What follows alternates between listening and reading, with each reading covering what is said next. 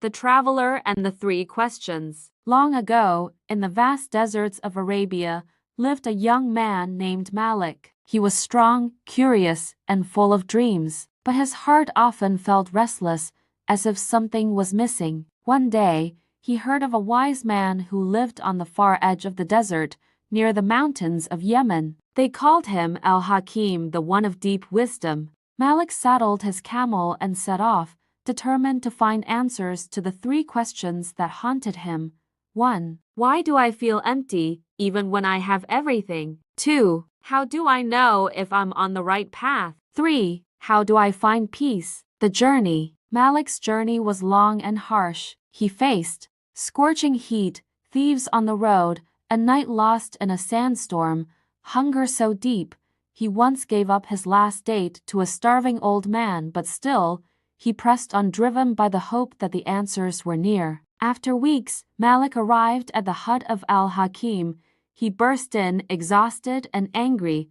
I crossed the desert. I gave away food. I got lost and nearly died, all to find you. Now answer me. The old man simply smiled and said, You already have the answers. Malik frowned. What do you mean? Al-Hakim pointed to the fire pit and motioned for him to sit. The three lessons. 1. Why do I feel empty, even when I have everything? Al-Hakim placed 2 cups on the fire, one full of gold coins, the other full of water. Both began to heat. Gold shines, but it cannot quench thirst. What you seek is not in what you hold, but in what you nourish your soul with. 2. How do I know if I'm on the right path? He drew a line in the sand, straight, but surrounded by darkness. Even the straightest path can feel lonely when others are not walking it. But light doesn't follow the crowd, it walks with truth and waits for those who trust it. 3. How do I find peace? Al-Hakim stood and gave Malik a mirror,